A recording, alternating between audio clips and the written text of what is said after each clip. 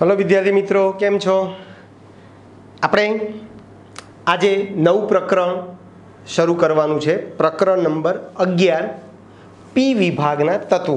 જેમ આપણે પ્રકરણ 10માં એસ વિભાગના તત્વો જોઈ ગયા। એસ વિભાગમાં કયો સમૂહ આવતો હતો? સમૂહ નંબર 1 જેને આપણે આલ્કલી તત્વો કહેતા હતા અને સમૂહ નંબર 2 જેને આપણે આલ્કલાઇન અર્થ તત્વો કીધેલા। तो जेम एस विभाग में समूह 1 અને 2 आवे छे ए ज प्रमाणे आपणे आ प्रकरण में पी विभागना तत्वोनी वात करवानी छे, जेमां समूह नंबर 13 थी शरू करीने 18 सुधी आववाना छे। बराबर, एनी आपणे चर्चा करीशुं। एटले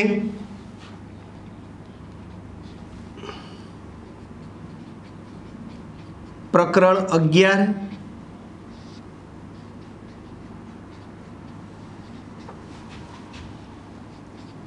पी विभागना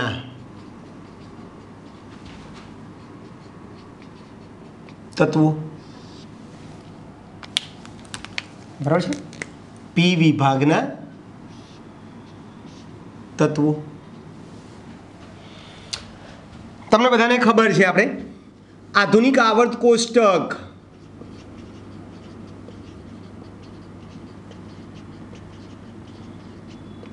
आधुनिक आवर्त कोष्टक આપણે આ રીતે દોરેલું।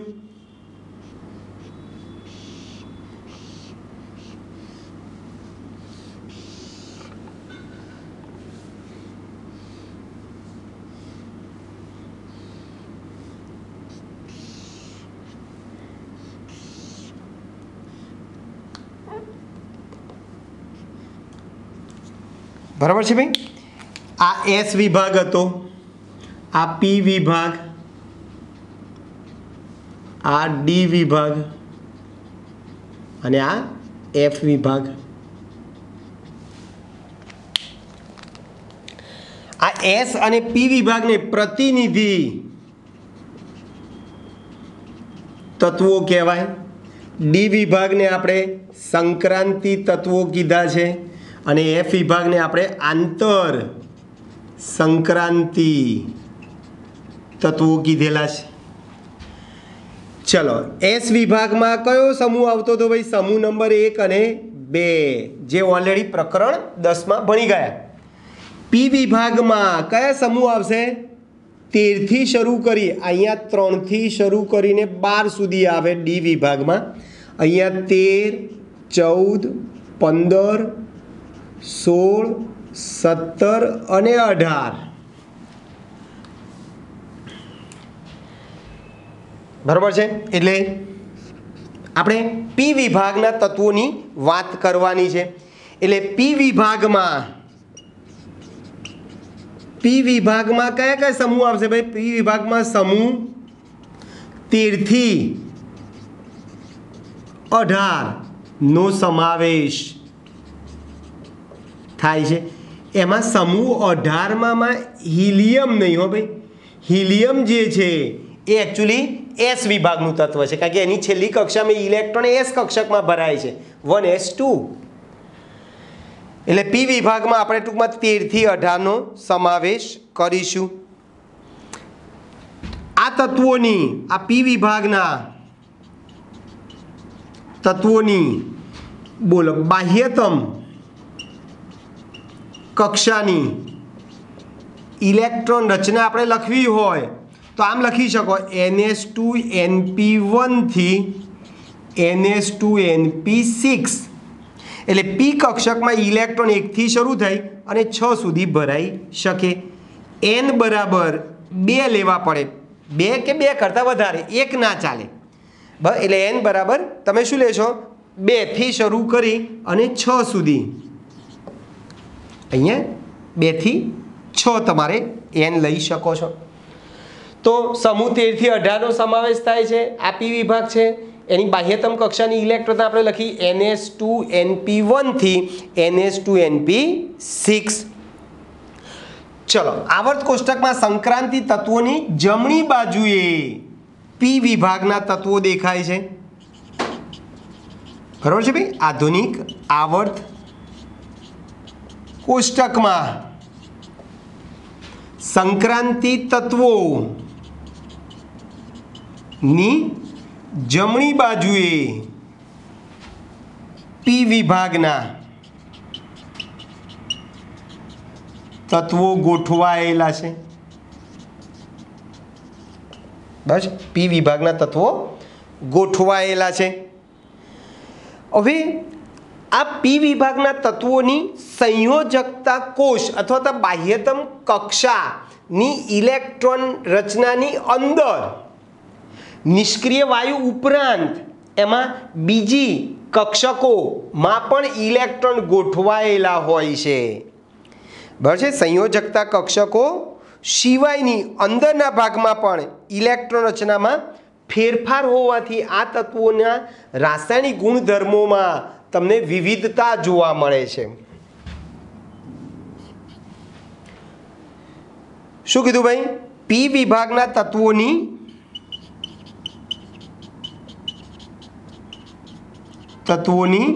સંયોજકતા કક્ષકો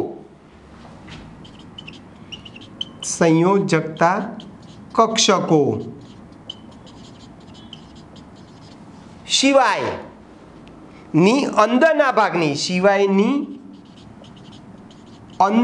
ભાગની ઇલેક્ટ્રોન રચના કેવી છે ભાઈ? જુદી જુદી છે. ઇલેક્ટ્રોન રચનામાં ફેરફાર હોવાથી પી વિભાગના તત્વોમાં વિવિધતા જોવા મળે છે.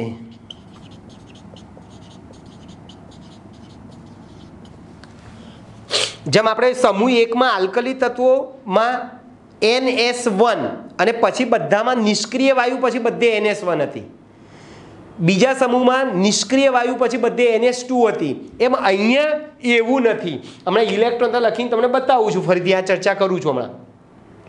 એટલે બાહ્યતમ કક્ષાની અંદરની, બાહ્યતમ કક્ષા સિવાયની અંદરની કક્ષાઓમાં પણ ઇલેક્ટ્રોનમાં ફેરફાર થતો હોવાથી, ઇલેક્ટ્રોન રચનામાં ફેરફાર હોવાથી આમના રાસાયણિક ગુણધર્મોમાં વિવિધતા જોવા મળે છે. બરાબર? રાસાયણિક અને ભૌતિક ગુણધર્મોમાં વિવિધતા જોવા મળે છે. પછી આપણે અગાઉ બી કીધું એ પ્રમાણે કે ભાઈ દરેક સમૂહનું પ્રથમ તત્વ જે છે એ જ સમૂહના અન્ય તત્વો કરતાં ગુણધર્મમાં જુદું પડે છે. બરાબર છે? દરેક સમૂહનું પ્રથમ તત્વ એ જ સમૂહના અન્ય તત્વો કરતાં ગુણધર્મોમાં અલગ પડે છે. આપણે જોઈ ગયા સમૂહ 1 માં લિથિયમ એ જ સમૂહના અન્ય તત્વો કરતાં જુદું હતું. સમૂહ 2 માં બેરિલિયમ એ જ સમૂહના અન્ય તત્વો કરતાં ગુણધર્મમાં કેવું હતું ભાઈ? જુદું હતું. એટલે દરેક સમૂહમાં પ્રથમ તત્વ જે છે એ જ સમૂહના અન્ય તત્વો કરતાં ગુણધર્મમાં કેવું હોય છે ભાઈ? જુદું હોય છે. હવે સામાન્ય રીતે કોઈ પણ આવર્તમાં વિદ્યુત ઋણમયતા અને આયનીકરણ એન્થાલ્પી શું થાય? આવર્તમાં આપણે ત્રીજા ચેપ્ટરમાં ભણી ગયા કે કોઈ પણ આવર્તમાં ડાબીથી જમણી તરફ જાઓ એમ વિદ્યુત ઋણમયતા અને આયનીકરણ એન્થાલ્પી વધતી હોવાથી પરમાણ્વીય કદ શું થાય છે? ઘટે છે. તેમના પરમાણુ ક્રમાંક વધે તેમ પરમાણ્વીય કદ, આયનીય ત્રિજ્યા શું થાય છે ભાઈ? ઘટે છે. જ્યારે સમૂહમાં ઉપરથી નીચે તરફ જાઓ એમ વિદ્યુત ધનમયતા વધે અથવા તો ઋણમયતા ઘટે. વિદ્યુત ધનમયતા વધે તથા આયનીકરણ એન્થાલ્પી ઘટતી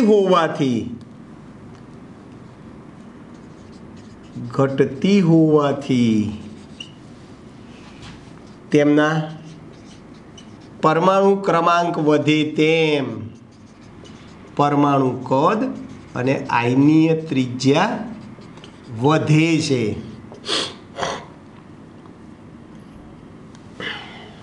એટલે કોઈ પણ આવર્તમાં તમે જશો તો કદ ઘટશે અને કોઈ પણ સમૂહમાં ઉપરથી નીચે તરફ જશો એમ કદ શું થશે ભાઈ? વધશે. બરાબર છે ભાઈ? એટલે મારે અહીંયા વિદ્યુત ધનમયતા વધે છે એમ ના લખવું હોય તો વિદ્યુત ઋણમયતા શું થાય છે? ઘટે છે એમ પણ તમે લખી શકો. બરાબર? વિદ્યુત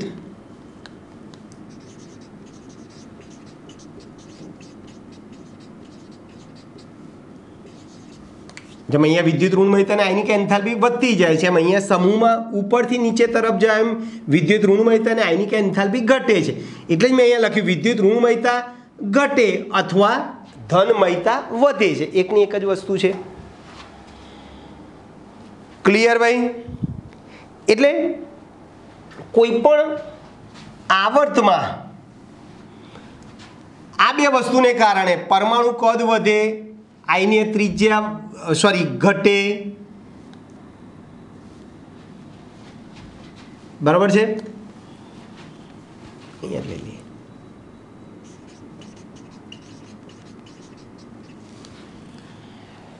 ચાલો ભાઈ, હવે કદ વધે, સમૂહમાં પરમાણુ ક્રમાંક વધે એમ વાંડરવાલ ત્રિજ્યા વધે, ધાત્વીય ગુણધર્મ વધે.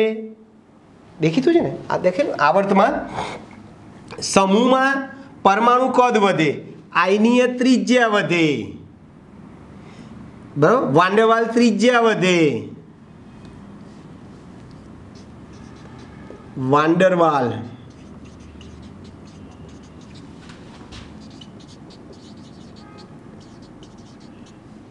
તથા ધાત્વીય ગુણ વધે. સમૂહમાં યાદ રાખો ભાઈ, સમૂહમાં વિદ્યુત ઋણમયતા અને આયનીકરણ એન્થાલ્પી ઘટે છે, પરિણામે પરમાણ્વીય કદ વધે છે, ત્રિજ્યા વધે, વાંડરવાલ ત્રિજ્યા વધે, સહસંયોજક ત્રિજ્યા વધે, ધાત્વીય ગુણ વધે છે. જ્યારે આવર્તમાં ડાબીથી જમણી તરફ જાઓ એમ વિદ્યુત ઋણમયતા અને આયનિક એન્થાલ્પી વધે છે, પરમાણ્વીય કદ ઘટે, આયનીય ત્રિજ્યા ઘટે, વાંડરવાલ ત્રિજ્યા ઘટે, સહસંયોજક ત્રિજ્યા ઘટે, ધાતુ ગુણ ઘટે અથવા અધાત્વીય ગુણ વધે. વાંડરવાલ ત્રિજ્યા શું થાય ભાઈ? ઘટે તથા શું થશે? ધાત્વીય ગુણ ઘટે અને અધાત્વીય ગુણ વધે. એટલે આવર્ત કોષ્ટકમાં તમે યાદ રાખજો, આમ જશો ને એમ ધાતુ ગુણ ઘટતો જશે. એટલે આ બાજુવાળા બધા લગભગ અધાતુ હશે અને ઉપરથી નીચે તરફ જશો એમ ધાતુ ગુણ વધતા જશે. એટલે પી વિભાગમાં પણ અહીંયા જે નીચે હશે બધા ધાતુ તત્વો હશે, આ બાજુ જે હશે એ બધા અધાતુ હશે. અહીંયા બધા ખબર છે ને, ઓક્સિજન, નાઇટ્રોજન, ફ્લોરિન, ક્લોરિન બધા હોય છે અને નીચે બધી ધાતુઓ હોય છે. ક્લિયર ભાઈ?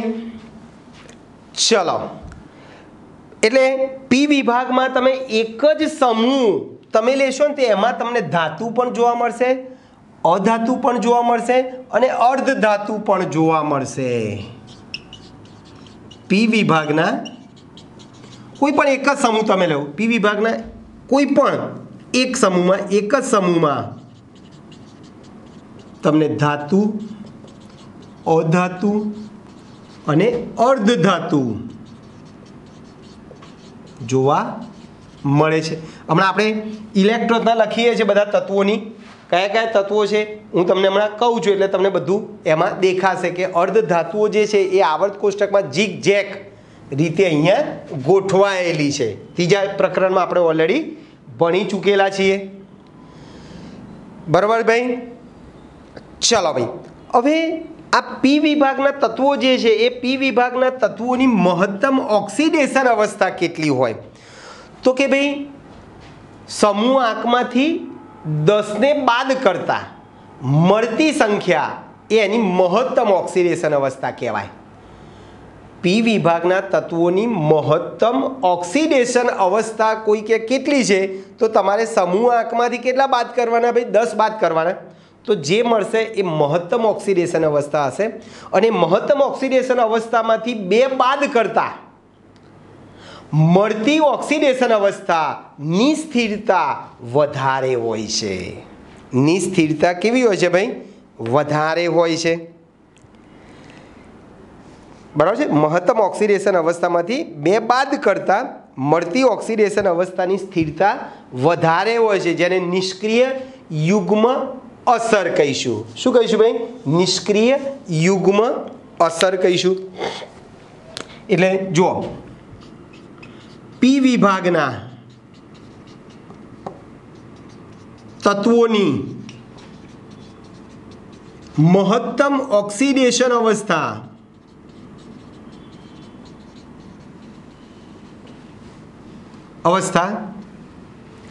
સમૂહ આંકમાંથી 10 ને બાદ કરતા મળતી ઓક્સિડેશન અવસ્થા જેટલી હોય છે. આ રીતે દાખલા તરીકે સમૂહ 13 ના તત્વોની બોલો મહત્તમ ઓક્સિડેશન અવસ્થા. શું કીધું ભાઈ? સમૂહ આંકમાંથી 10 ને બાદ કરવાના. બોલો, સમૂહ આંક 13 છે, 13 - 10 બરાબર 3. તો સમૂહ 13 જે છે, સમૂહ 13 ના તત્વોની મહત્તમ ઓક્સિડેશન અવસ્થા કેટલી હશે ભાઈ? 3 હશે. ચલો, સમૂહ 15 ના તત્વોની મહત્તમ ઓક્સિડેશન અવસ્થા કેટલી હશે? 15 - 10 બરાબર 5. સમૂહ 17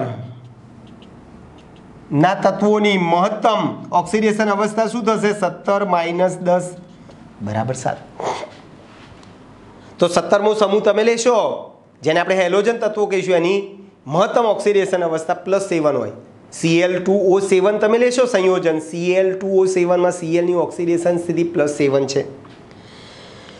હવે શું કીધું ભાઈ? મહત્તમ ઓક્સિડેશન અવસ્થામાંથી 2 બાદ કરતા મળતી ઓક્સિડેશન અવસ્થાની સ્થાયીતા વધારે હોય છે, જેને આપણે શું કહીશું ભાઈ? આ અસરને નિષ્ક્રિય યુગ્મ અસર કહીશું. બરાબર. ચાલો, એટલે મહત્તમ ઓક્સિડેશન અવસ્થામાંથી 2 બાદ કરતા, 2 સંખ્યા બાદ કરવાની, 2 બાદ કરતા મળતી ઓક્સિડેશન અવસ્થાની સ્થિરતા વધુ હોય છે. કોઈ પણ તમે લેશો, મહત્તમ ઓક્સિડેશન અવસ્થા સપોઝ કે 5 હોય, ફોસ્ફરસની મહત્તમ ઓક્સિડેશન અવસ્થા 5 છે, એમાંથી 2 બાદ કરો તો રહી 3. તો ફોસ્ફરસની +3 ઓક્સિડેશન અવસ્થાની સ્થિરતા વધારે હશે, +5 કરતા ની સ્થિરતા વધુ હોય છે. આ અસરને નિષ્ક્રિય યુગ્મ અસર કહીશું.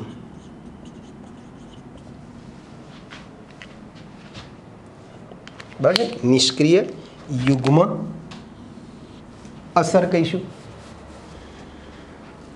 ક્લિયર ભાઈ? ઓકે. આપણે કીધું એ પ્રમાણે કે એક જ સમૂહમાં ધાતુ, અધાતુ અને અર્ધધાતુ તમને જોવા મળે છે. એટલે બોરોન જે છે એ શું છે ભાઈ? અધાતુ છે. પછી Al થી Tl તરફ જાઓ એમ ધાતુ ગુણમાં શું થતો જાય છે ભાઈ? વધારો થાય છે એટલે એલ્યુમિનિયમ ધાતુ છે, બરાબર છે, ગેલિયમ અર્ધ ધાતુ છે, બરાબર. આપણે લખીએ છીએ હમણાં બધાની ઇલેક્ટ્રોનતા લખવાની છે, બધા તત્વો હું તમને દોરીને બતાવું છું, બરાબર. એક જ સમૂહના તત્વોમાં ધાતુ પણ જોવા મળે, અધાતુ પણ જોવા મળે અને અર્ધ ધાતુ પણ જોવા મળે. દાખલા તરીકે અહીંયા ઉદાહરણ આપી દઉં. દાખલા તરીકે સમૂહ 13માં બી જે છે પ્યોર અધાતુ છે, એલ ધાતુ છે, જી અર્ધ ધાતુ છે,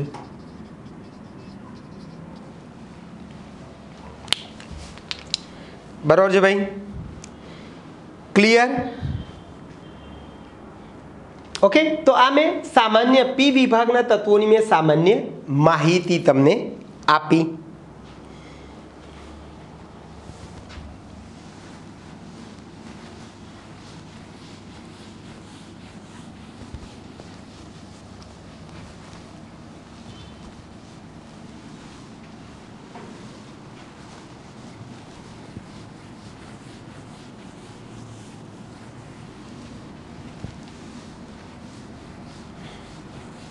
હવે કયા તત્વો આયનીય સંયોજનો બનાવે અથવા સહસંયોજક સંયોજનો બનાવે, એના માટે કોણ જવાબદાર છે કે ભાઈ આ બે તત્વો ભેગા થઈને આયનીય સંયોજન બનશે અથવા આ બે તત્વો ભેગા થઈને સહસંયોજક સંયોજન બનશે, એનો આધાર કોની પર છે?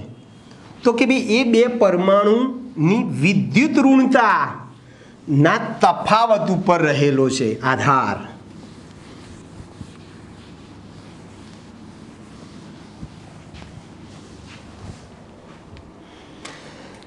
એટલે આપણો પ્રશ્ન શું છે ભાઈ? આયનીય સંયોજનો અને સહસંયોજક સંયોજનો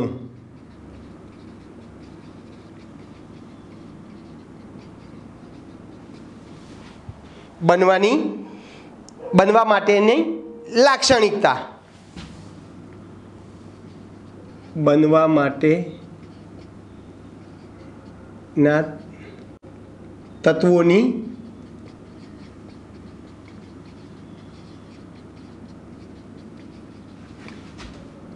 લાક્ષણિકતાઓ.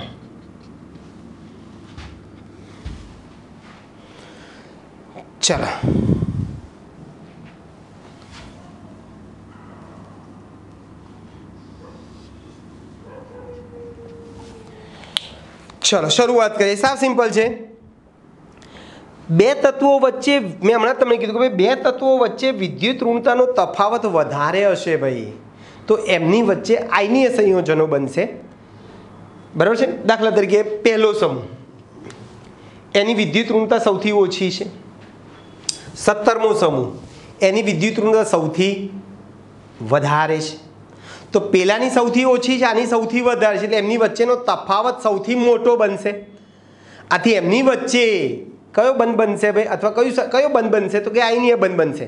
એટલે આ લોકોની વિદ્યુત ઋણતા ઓછી છે અથવા આયનીકરણ એન્થાલ્પી ઓછી છે, એટલે સરળતાથી આલ્કલી તત્વો ઇલેક્ટ્રોન ગુમાવે, હેલોજન તત્વો સરળતાથી ઇલેક્ટ્રોન મેળવે.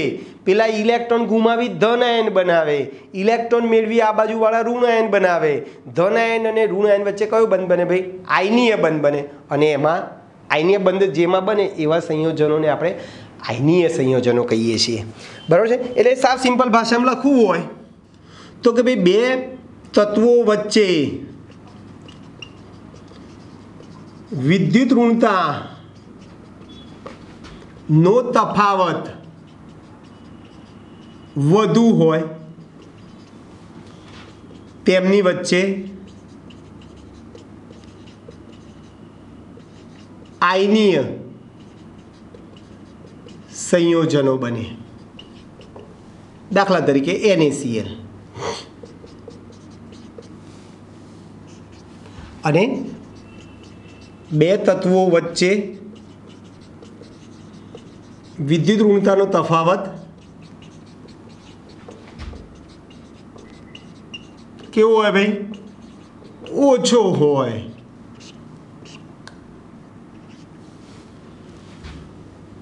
તો તેમની વચ્ચે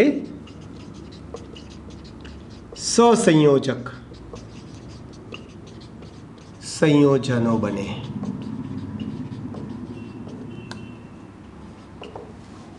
દાખલા તરીકે CH4. ક્લિયર દોસ્તો? સાવ સિમ્પલ છે. એટલે બે પરમાણુ અથવા બે તત્વો વચ્ચે વિદ્યુતનો તફાવત મોટો, આયનીય સંયોજન બને.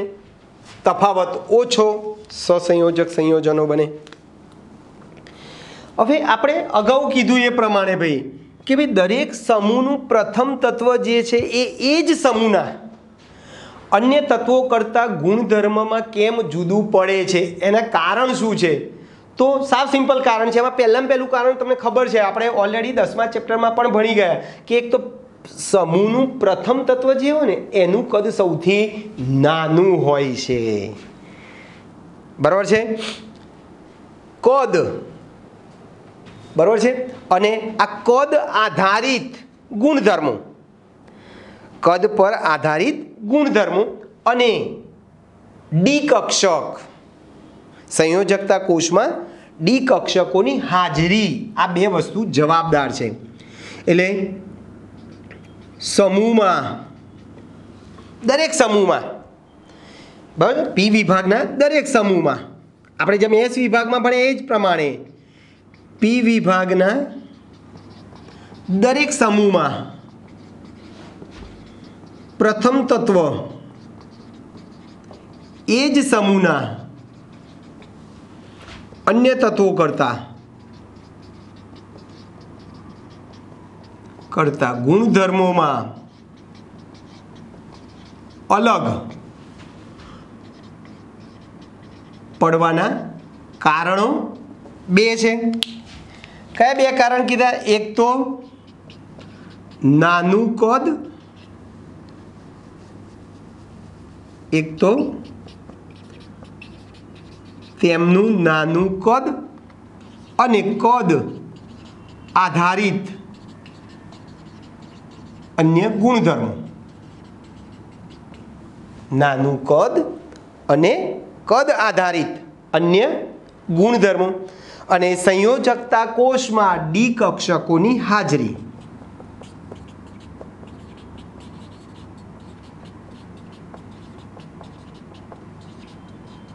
ડી કક્ષકોની હાજરી.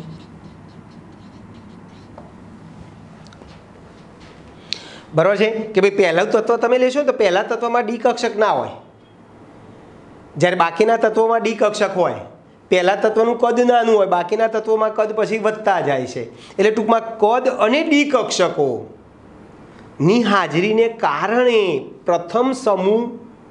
કોઈ પણ સમૂહનું પ્રથમ તત્વ એ જ સમૂહના અન્ય તત્વો કરતાં ગુણધર્મમાં શું પડે છે ભાઈ? અલગ પડે છે. એટલે આના ઉપરથી આપણે આવું કારણ પણ લેવું તો લઈ શકીએ કે ભાઈ બી વધુમાં વધુ 4 બંધ બનાવી શકે છે જ્યારે એલ વધુમાં વધુ 6 બંધ બનાવી શકે છે. કેમ? તો આ જ વસ્તુ તમે લઈ શકો ભાઈ. કેવી રીતે ભાઈ? તો કે ભાઈ બી જે છે, બીમાં ડી કક્ષક ગેરહાજર છે. બરાબર છે? આથી તે વધુમાં વધુ 4 બંધ બનાવી શકે. દાખલા તરીકે BF4 માઇનસ. જ્યારે એલમાં, બાકી બધા તત્વોમાં, બરાબર છે, દરેક સમૂહમાં પહેલું જે તત્વ જે છે એમાં ડી કક્ષક ના હોય, બસ. બાકી બધામાં ડી કક્ષક હોય છે. એટલે એલમાં ખાલી તો ખાલી, પણ ડી કક્ષક છે માં ખાલી ડી કક્ષક હોવાથી તે ડી કક્ષકનો ઉપયોગ કરીને તે 4 થી વધુ બંધ એટલે કે 6 બંધ બનાવી શકે છે। દાખલા તરીકે AlF6 -3 જો આ BF4 માં B 4 બંધ બનાવે છે જ્યારે AlF6 માં Al 6 બંધ બનાવે છે। બરાબર, સ્પીસીસમાં આ સવર્ગાંક કહેવાય। સ્પીસીસ એટલે ઘટક, કોઈ પણ સંયોજન, સપોઝ કે આ સ્પીસીસ કહેવાય તો આ AlF6 માં Al ઘટક જે છે એ કેટલા બંધ બનાવે છે? 6 બંધ બનાવી શકે છે। બરોબર છે ભાઈ। એટલે ટૂંકમાં ડી કક્ષકની હાજરીને કારણે પણ તમને ગુણધર્મોમાં જુદાપણું જોવા મળે છે। ઓકે, ચાલો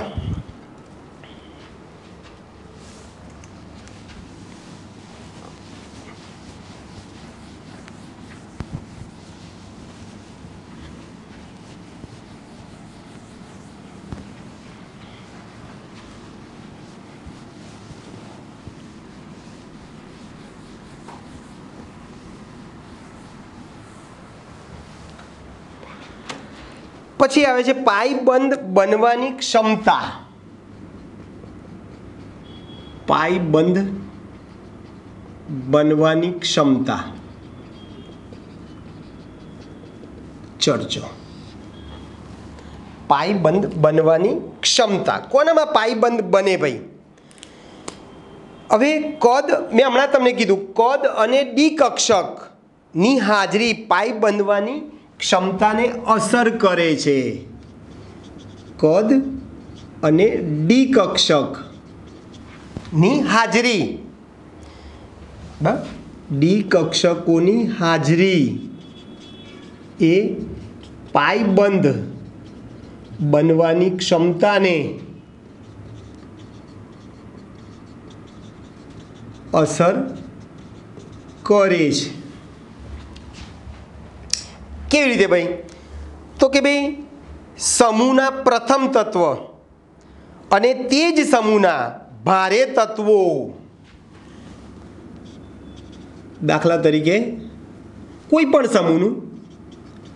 સમૂહનું પ્રથમ તત્વ અને તે જ સમૂહના ભારે તત્વો, બરાબર યાદ રાખજો ભાઈ। સમૂહના પ્રથમ તત્વ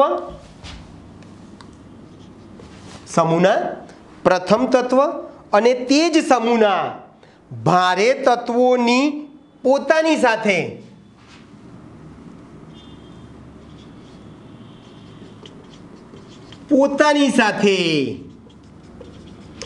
એટલે પોતપોતાના તત્વો, દાખલા તરીકે કાર્બન કાર્બન, જો આ કાર્બન કાર્બન વચ્ચે ડબલ બંધ બને, પાઈ બંધ બને, કાર્બન કાર્બન વચ્ચે પાઈ બંધ બને, નાઇટ્રોજન નાઇટ્રોજન વચ્ચે બને। તો આ ત્રિબંધ કે દ્વિબંધમાં એક પાઈ બંધ છે। એટલે તે જ સમૂહના ભારે તત્વોની પોતાની સાથે અને દ્વિતીય આવર્તના અન્ય તત્વો સાથે અને બીજા આવર્તના દ્વિતીય આવર્તના અન્ય તત્વો સાથે આ રીતે કાર્બન ઓક્સિજન છે, કાર્બન નાઇટ્રોજન છે, નાઇટ્રોજન ઓક્સિજન છે, બરોબર છે। તો આ બધા જો આ પોતાના તત્વો સાથે carbon carbon carbon carbon nitrogen, આ કાર્બન બીજા તત્વ સાથે, પ્રથમ આવર્તના તત્વ એ બીજા આવર્તના તત્વો સાથે પાઈબંધ બનાવે છે। બરાબર, કાર્બન નાઇટ્રોજન વચ્ચે ડબલ બંધ હોય, કાર્બન નાઇટ્રોજન વચ્ચે 3 બંધ હોય, સાથે બહુબંધ, જો બહુબંધ બનાવવાની ક્ષમતામાં તફાવત હોય છે. બહુબંધ બનાવવાની ક્ષમતામાં તફાવત હોય છે. ટૂંકમાં આ જે ડબલ બંધ જે છે બધામાં, ડબલ કે ટ્રિપલ બંધમાં પાઈ બંધ એક હશે. ચલો, પી વિભાગના ભારે તત્વો આ પ્રકારના પ્રબળ પાઈબંધ બનાવતા નથી. પી વિભાગના ભારે તત્વો આ પ્રકારના પ્રબળ પાઈબંધ બનાવી શકતા નથી અથવા તો બનાવતા નથી. જ્યારે અન્ય ભારે તત્વો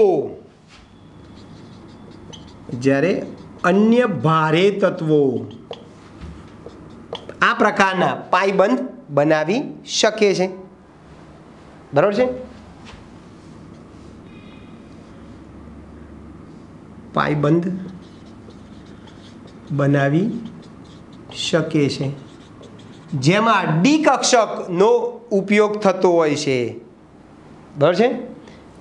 તેમાં ડી કક્ષકો ભાગ લે છે.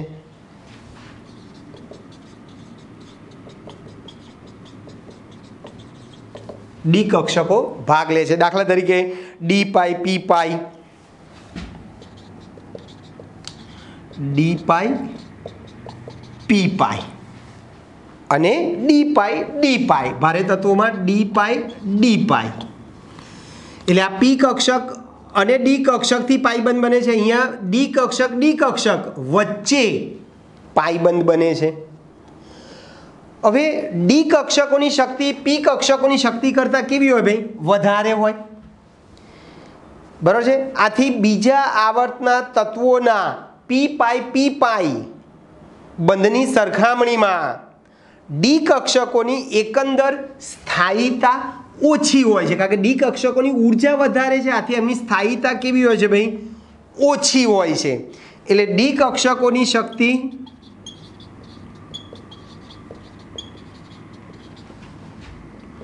પી કક્ષકો કરતાં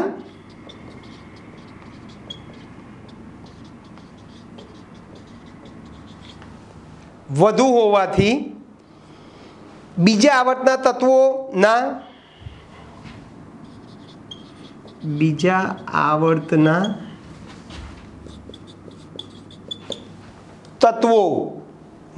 પી પાઈ, પી પાઈ, પી પાઈ, પી પાઈ બંધની સરખામણીમાં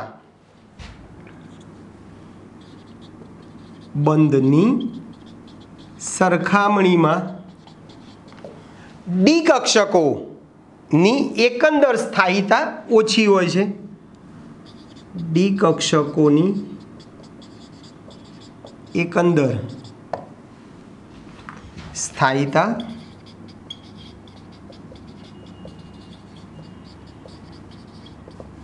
ઓછી હોય છે.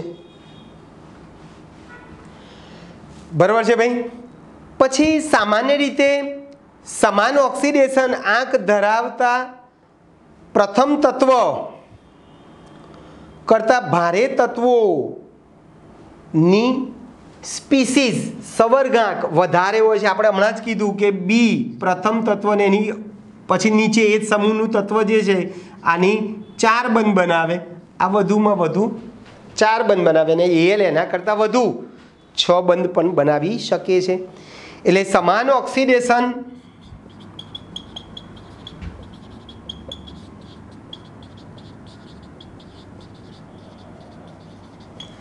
ઓક્સિડેશન અવસ્થા ધરાવતા પ્રથમ તત્વો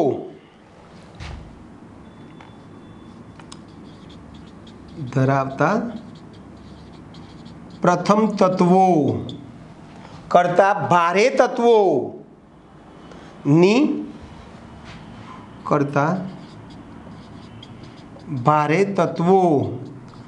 વધુ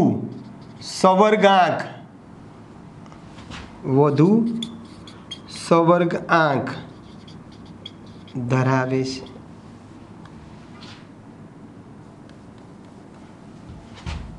દાખલા તરીકે NO3- અને PO4-3.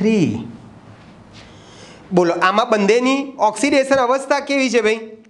સરખી જ છે. બંનેમાં ઓક્સિડેશન અવસ્થા આની પણ +5 છે, આની પણ +5 છે.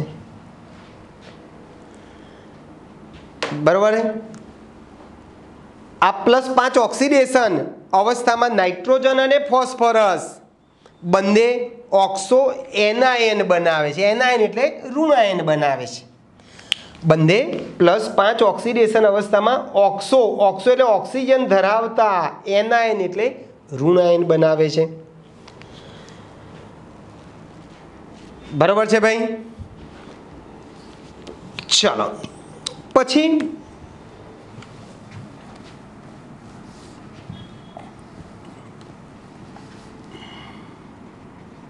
સમૂહ 13 બોરોન પરિવાર અથવા તો બોરોન સમૂહ.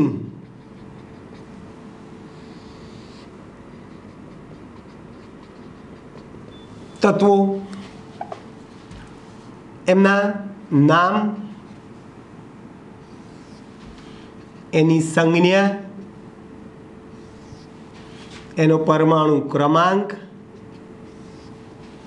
અને એમની ઇલેક્ટ્રોન રચના.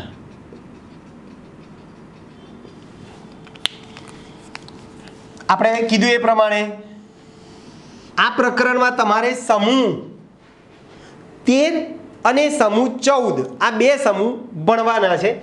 બાકીના સમૂહ જે રહેશે 15, 16, 17 અને 18 એ તમારે 12મા ધોરણમાં આવશે.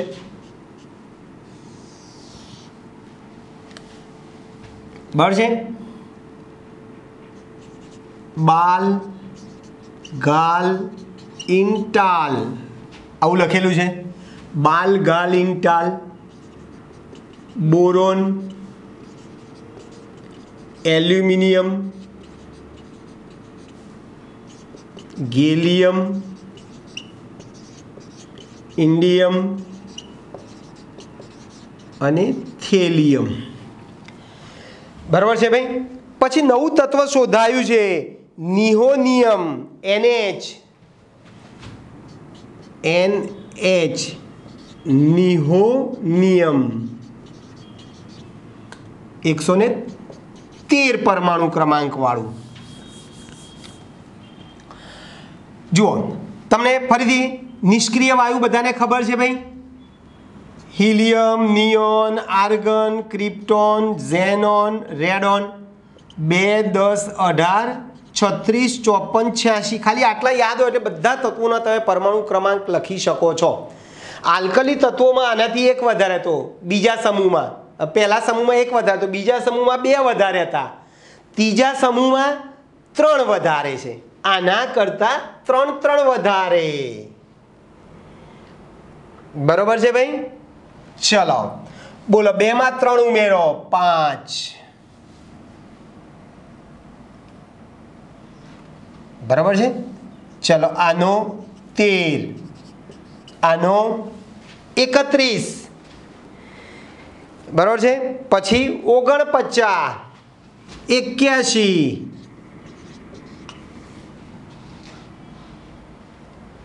અથવા તમે આમ કરો, આમાંથી બધામાંથી તમે શું કરો ભાઈ? 5 5 બાદ કરો તો વાંધો નથી. બરાબર? આમાંથી 5 5 બાદ કરો તો પરમાણુ ક્રમાંક 5, 13, 31, 49, 81 ને 113. ચલો એમની ઇલેક્ટ્રોનતા લખવી હોય ભાઈ તો helium, neon, argon, krypton, xenon અને રેડોન. બરાબર છે?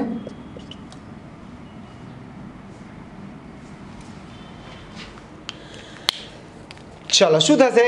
He એટલે 1s2 2 થઈ ગયા, અમારે 5 કરવા છે. He 1s2 2s2 2p1.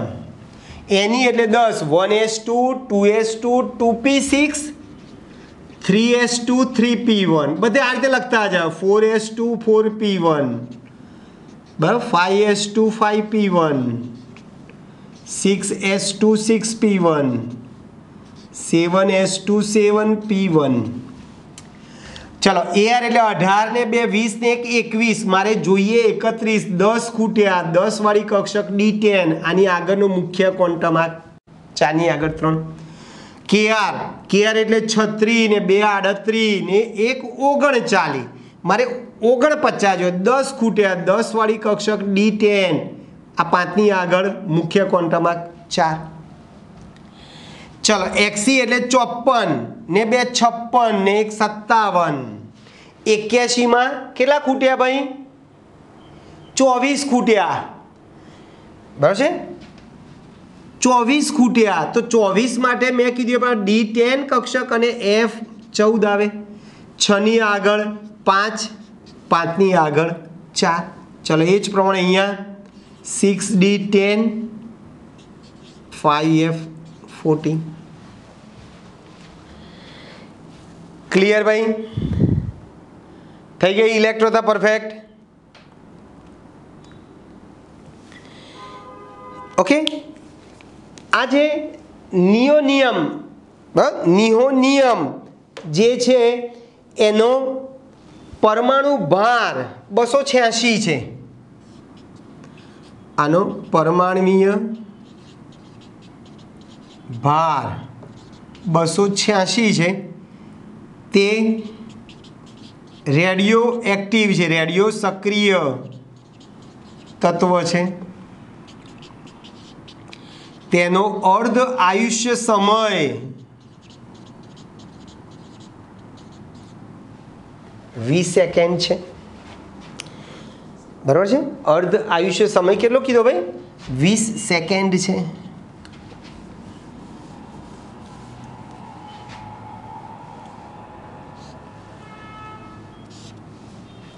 Clear ભાઈ તો આપણે બોરોન સમૂહની વાત કરવાની છે